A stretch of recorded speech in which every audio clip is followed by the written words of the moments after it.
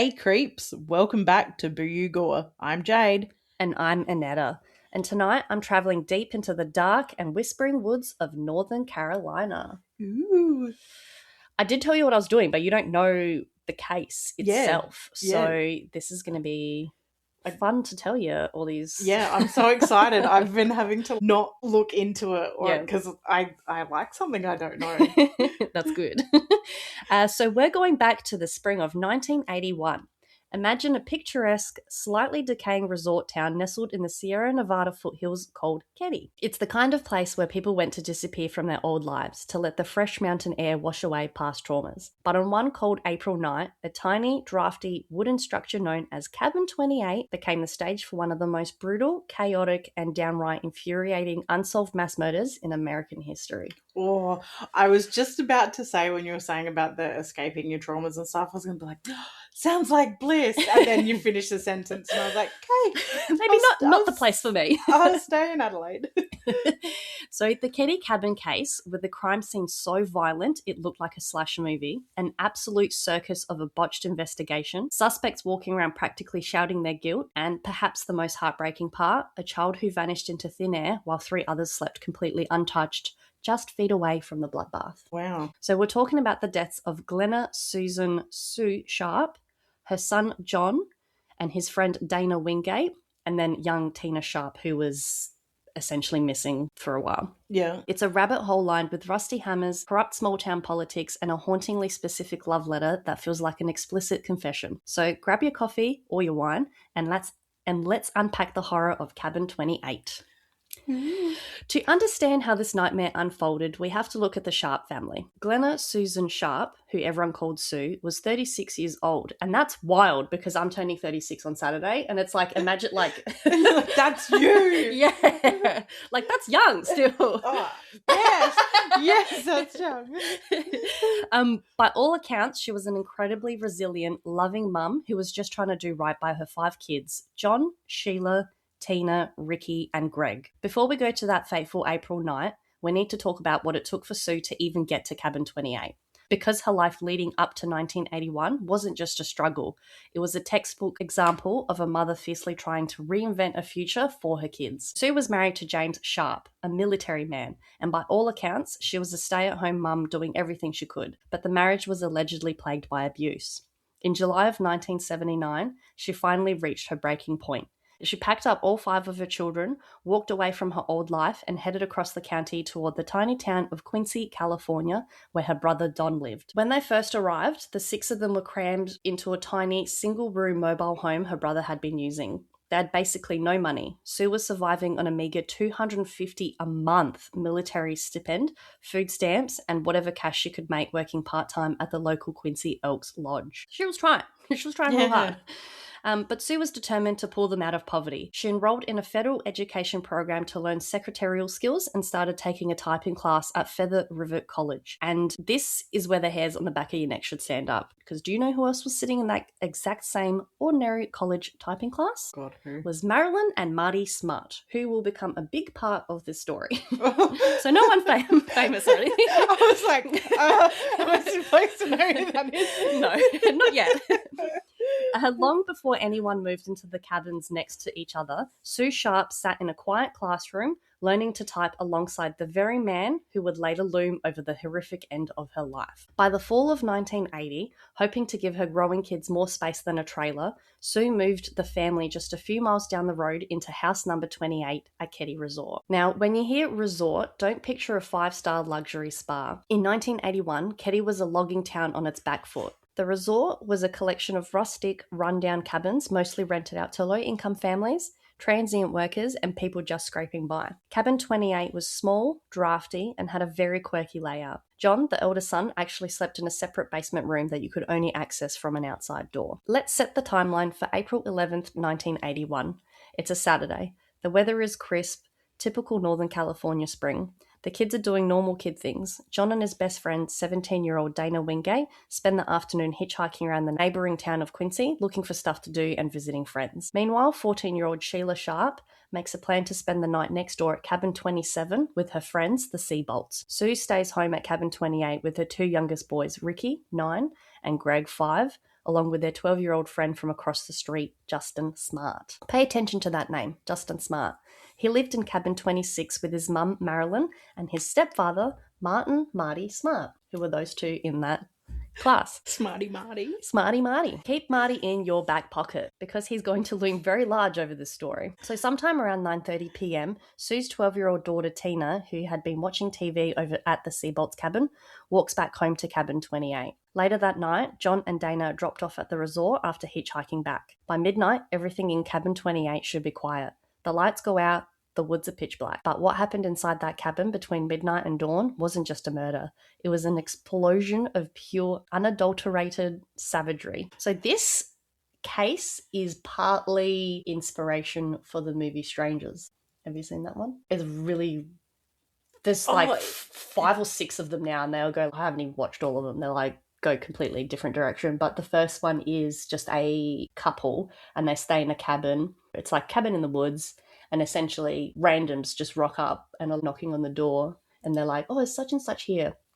And then they keep saying no, and then they literally like break in and kill them. But it's like very subtle horror. Yeah. If that makes sense. Like there's one scene where she's literally just drinking from a glass, and she's just standing in the kitchen, like dead quiet, and you see the dude in the mask just literally take one step out from the dark. Like he's just there, like it's just very subtle creepy. If that makes sense. Yeah.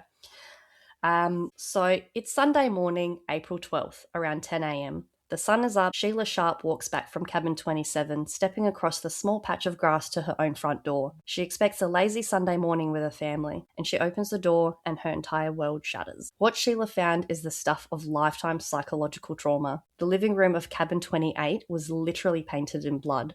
It was on the walls, the ceiling, the furniture. Lying on the floor were 3 bodies: her mother Sue, her brother John, and his friend Dana. The sheer level of overkill here is baffling. All 3 victims had been bound with medical tape and electrical cords that the killers had gathered from around the house. John Sharp was closest to the door, his throat slashed. Dana Wingate was next to him. He had been bludgeoned repeatedly with a hammer and manually strangled. Sue was near the sofa, bound, gagged with a blue bandana and her own clothing, and she'd been stabbed repeatedly in the chest and throat with such force that her larynx was severed. Jesus. Yeah. There was also an imprint on the side of her head matching the heavy metal butt of a Daisy BB rifle. So this doesn't really sound like a robbery gone wrong. Yeah. It sounds quite personal almost. Yeah, it's like very passion. And here is the first major mind-bending detail of this case. Sheila runs down the hall to the back bedroom. She opens the door, and there are the 3 younger boys, Ricky, Greg, and Justin Smart, completely unharmed. Wow. Tucked into their beds, supposedly fast asleep. Like, how do you... This made me think of the Koberger case. Yeah. And how they're all saying she should have heard or she should have done. Yeah. Shoulda, coulda, woulda. Yeah. But this is like a prime... Like, yeah, if you're a deep sleeper. Yeah, there's certain things, and being intoxicated obviously affected that too. So it's very easy to point the finger and be like, they should have heard it, or they should have this, they should have that. It's easy to do that. When there's like certain things that point. How do 3 kids sleep through a triple homicide involving hammers, a rifle being used as a club, and screaming throughout the house? Like, they would have surely been screaming. Because the story I heard was that Sue was being attacked first, and that John and Dana heard her scream, ran upstairs, and then were attacked themselves. Yeah. Whether they were intended to be killed, or they were just collateral damage. Collateral because they came in at the wrong time. You never know, kind of thing. Well, Justin Smart would later give conflicting stories. At first, he said he slept through it. Later, under hypnosis, he claimed he actually opened the bedroom door and saw the attack. He described seeing 2 men, one with a moustache and short hair, one clean-shaven with long hair. He even claimed he saw Sue trying to fight them off, and that he actually went out and tried to put a blanket over, but one of the men told him to go back to bed. But wait, it gets even weirder and infinitely darker. As the police begin processing the chaotic scene, Sheila notices something else. 12-year-old Tina is missing. Her bed is empty. There's blood on her bedsheet, but Tina is gone. She wasn't found in the cabin. She wasn't in the resort. She had been abducted right out of the house while the slaughter was taking place. Wow. So that was part of, not conspiracy theory essentially, but was a story, because this is unsolved. No. Like, it's not, no one's been put away for this or sentenced for this crime. Wow. And I think looking at different parts of the story, some people think that it Tina was the intended target. Yeah. And the others were just, like you say, collateral. Yeah. Just happened to be there in the way. It's like Sue might have heard someone breaking in and something along those lines. Yeah. So there's a few sort of theories of to who did it and things like that. But a lot of the evidence and where I'm sort of going to go with the story and the Marty family, the Smart family, it kind of really just all points to there. Yeah. Now, you'd think a quadruple murder / kidnapping would bring in the absolute best criminal minds the state of California had to offer. Instead, the Plumas County Sheriff's Department completely dropped the ball. The initial responding officers didn't secure the scene properly. People were walking in and out, crucial evidence was overlooked, but the real red flags started popping up when they looked at the neighbours in cabin 26. Marty Smart and his buddy Joe Bobadine. Bobadine? I don't know how to say that. Bobadine. My God, what's with the names? Marty Smart. Yeah. Martin Smart, Marty Smarty, and Smarty, Jobo Bobadine. Jesus. That sounds like a thing a kid would say. You're Jobo Bobadine. Joe Bobadine. Let's really look at the two men living in cabin 26 because the dynamic between Marty Smart and Severin John Bobadine is pure gasoline and matches. Marty Smart was a hot-tempered Vietnam War veteran who had been brought to the resort to work as a cook. But according to special investigators years later, cooking wasn't his only gig.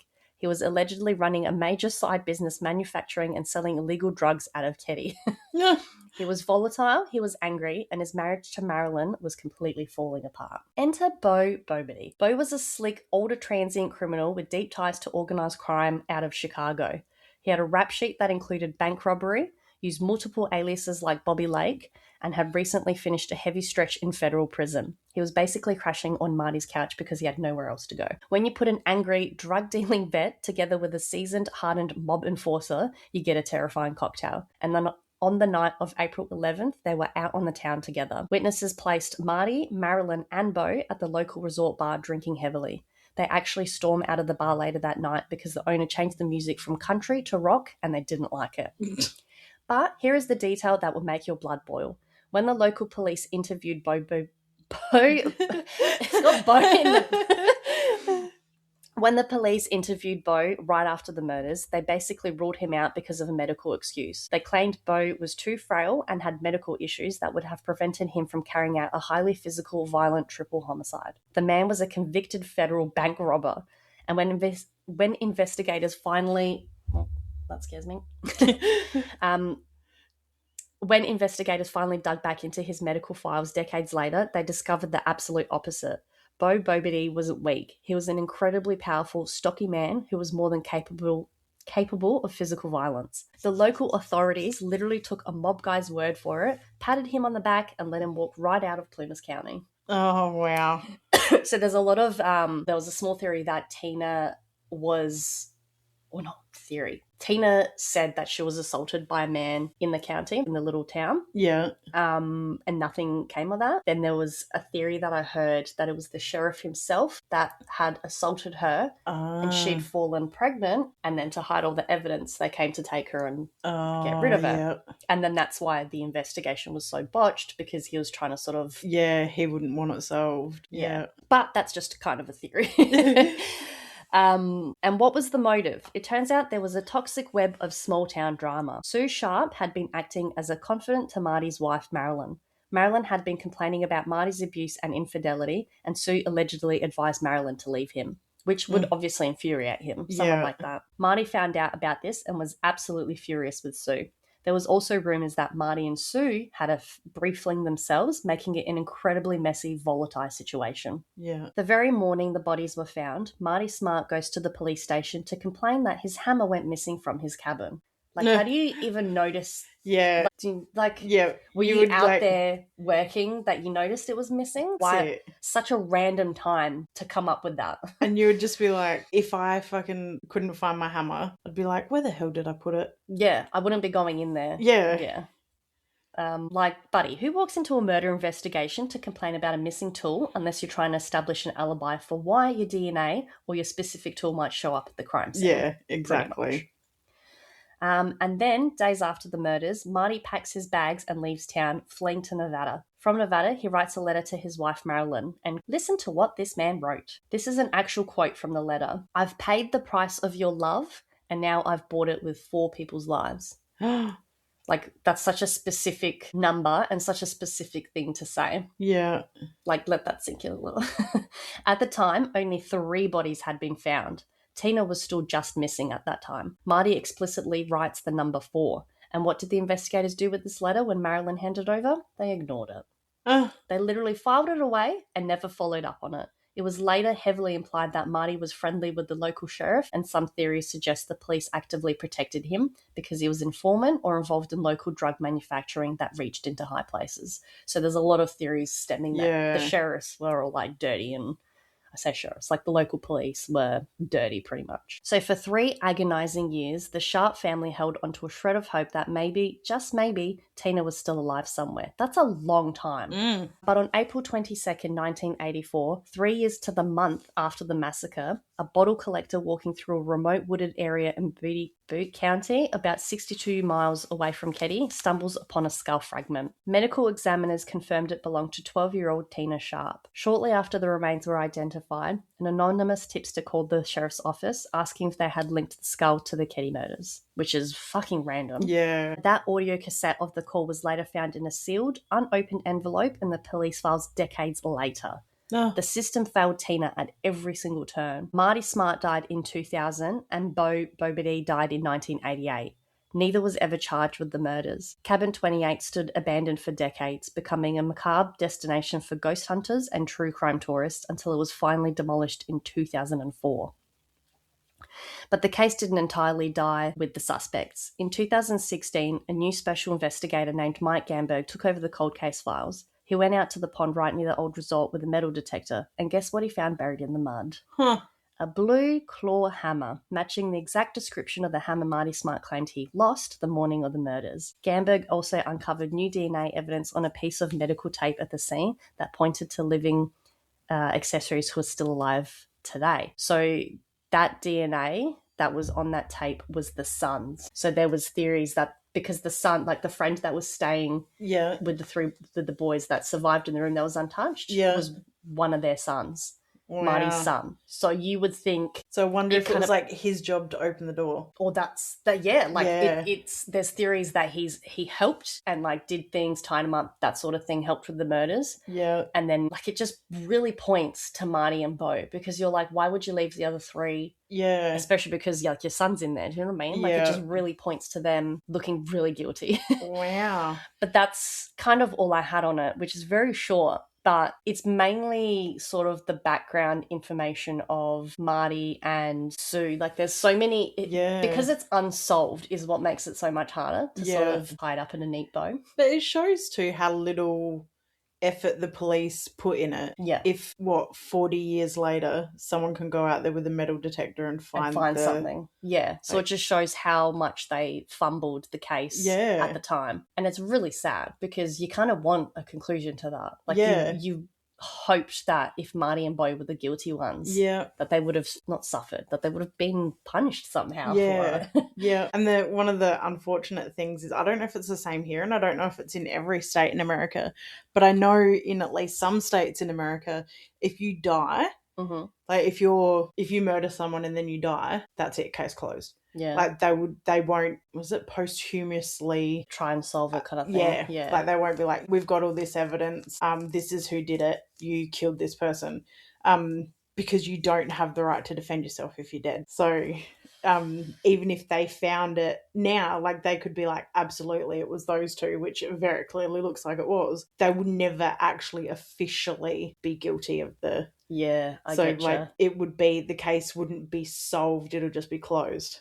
So they're never looking into it again, which is disappointing too. I suppose like people want closure is always what it comes down to, or finding, like obviously they found Tina after 3 years, but like it just comes down to closure. The rest of the family that's like remaining alive after all that, even the people that, I don't know, I guess lived in the town and experienced it. It's a big thing to happen like in your tiny county, in your tiny town. And like Marilyn would always have that in the back of her head, like, was I married to a murderer? Yeah. And like, why was Tina dumped somewhere else, not just killed at the and left there? Like, yeah, why was she taken and not killed like the rest of them? That's why, and because she was taken out of her bed. Yeah. So then it's like, why were the other 3 left in their bed? That's it, which kind of lends to the theory of her being pregnant because they didn't want her body to be found. Yes, because they didn't. Like they just really did not want the evidence. Yeah. That's another thing. That's an interesting one. Because that obviously you wouldn't be able to determine if she was pregnant or not after 3 years, obviously. Nah, yeah, no there's way, nothing in there that you can. That's it. Especially if she was early, like there wouldn't be bones. Like, it might be different if she was like 9 months pregnant or something. Yeah, but if she was like, if that was just a cluster of cells, I don't know if it would leave any evidence. Yeah, but then it's like, how would they know that she's pregnant? Kind of thing. I don't know. There's so many things that you can like go back and forth and discuss and question. She could have even said something as simple as, you did this to me and now I haven't got my period. Yeah. Or even just the fact if he did assault her, not necessarily leading to a pregnancy, but if he did assault her, maybe just literally wanted to get rid of the evidence so vigilantly is not the right word. Like very thoroughly get rid of the evidence because there's not necessarily a child in there that could point to him DNA wise, but his semen or something could be if she's there. Still around, she can still testify, sort of thing. Yeah. And so I wonder if it was the case of like it was really just meant to be her being taken and gotten rid of, but then Sue interrupted them, and then Sue screaming brought the 2 boys in, and something that was meant to just be like a girl being kidnapped ended up being a quadruple murder. Because then also there's her son who was saying like he thought he dreamed it or like thought he saw it, but then was like, nah. They were saying that the Smarts boy, that he drugged them, the boys in the room. But there's like then you'd think you'd do like drug tests or something, or like or it might have been too late for them to know that. Like that could have been his job. Go into the house and give the boys this chocolate. Or have this hot chocolate so the boys sleep through it. So there's less people for them to have to deal with that sort of thing. That's it. And maybe not expecting John to be home with his friend. And so that's why, one was killed quickly kind of. Yeah. But then it could have just been like a let's give everyone a sedative, sneak into the house, no one will notice us, take her, and it just all went to shit. Yeah. But then also the whole story of Marilyn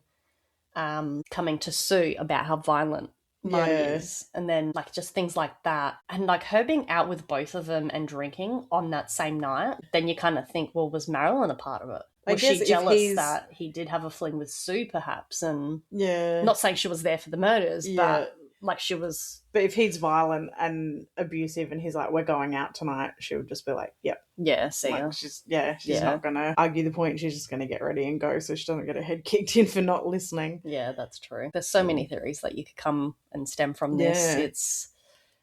It's a short one because it's not concluded, and I hate that. I like tying things up in a neat bow for these episodes.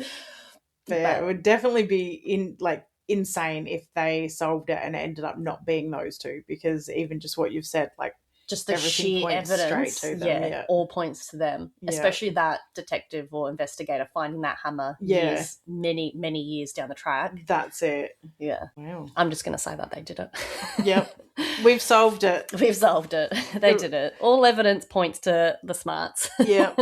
Yep. It was done by Marty Smarty and Joe Bobo Badine. Joe Bobo. I feel like there's just no in-flight. There's just no more to which is shit. But that's it for this episode. If you want to click the like button, give us a little follow on Insta, TikTok, the You Gore podcast, and absolutely everything. Yep. And that's like liking and following and interacting with our accounts is a really good way to prove to everybody that you're an awesome person. Yes. Like, plus it gives me, because I feel like I never see or hear any feedback. Yeah. I just don't have that many friends. But people come to you, and because you have your clients listen and stuff, they give you advice and they tell you what they love and don't love. Yes. I love hearing just people's reactions to things. So. That's the cool thing. Like every time someone comes in and they're like, "Oh, I've been listening to your podcast," it It's like really sad. Yeah. gives me all the little feels. Yeah. It's just so precious when someone listens. And then like especially when they tell you too, or they say like, "Oh, I really liked this episode. No, that one was really good." Yeah. Like it just gives you a cool little It's cool to see feeling. what others are more interested in, I think, as well. Yeah. Like what we think is an intense and crazy case. Some people are like, why'd you do that? Yeah. Like I've had a few like, "You're an asshole, you made me cry." I think the Hope Forest one still gives me the feels. Yeah, definitely.